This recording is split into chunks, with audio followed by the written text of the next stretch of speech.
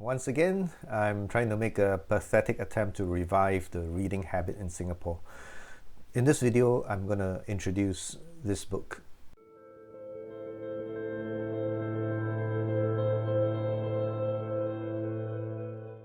Park Yeonmi had thought that her classmates would never recognize her on TV, with her heavy makeup and all.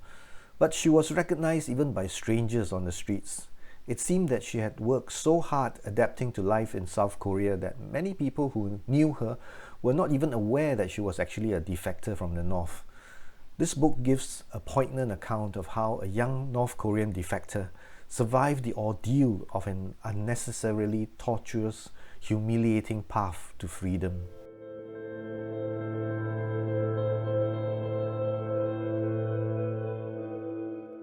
Compared to most North Koreans, Yeonmi had a rather privileged childhood.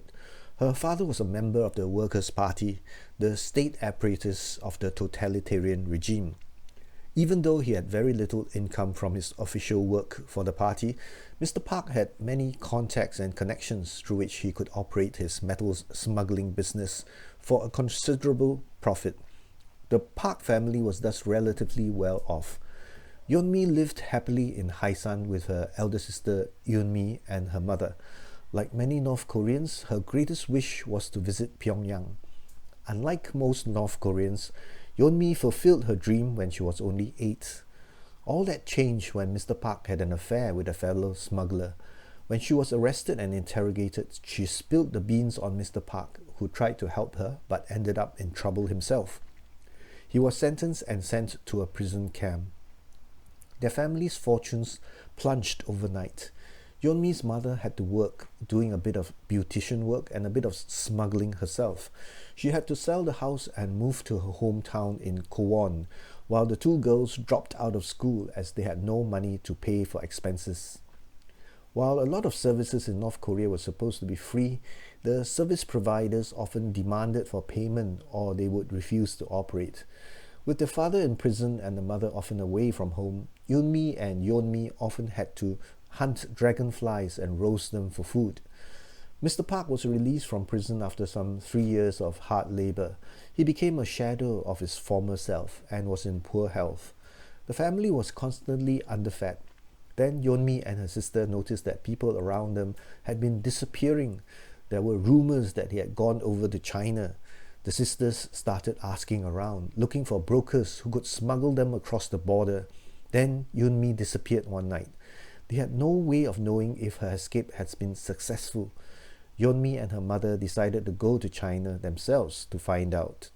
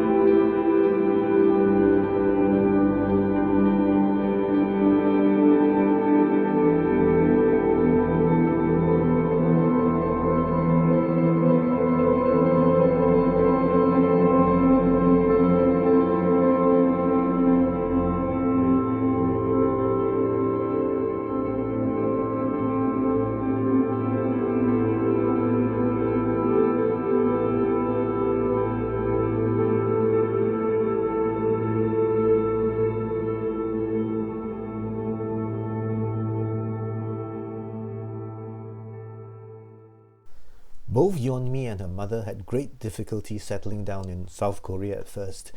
Even the language was so unfamiliar, but Yeonmi was determined to fit in. She did well in school and quickly dropped her North Korean accent.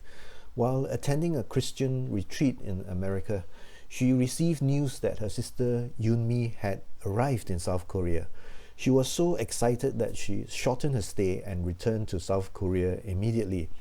Meeting a long-lost sister brought much joy and tears, but Yeonmi could sense that her sister had changed through her ordeal.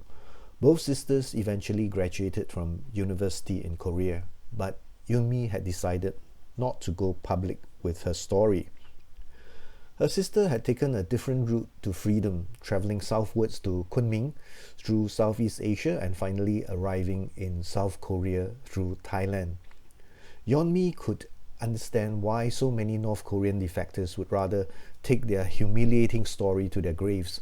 But while she herself had held back a lot of information while she was being featured on Korean TV, she finally decided to write this book and not hold back any of the ugly details in China. While she respects the privacy of her fellow defectors, hers is a story that had to be told, like a contemporary version of the comfort woman's ordeal.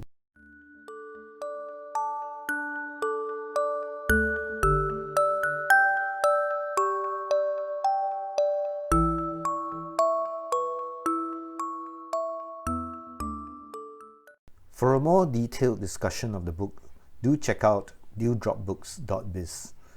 I'll see you in another video.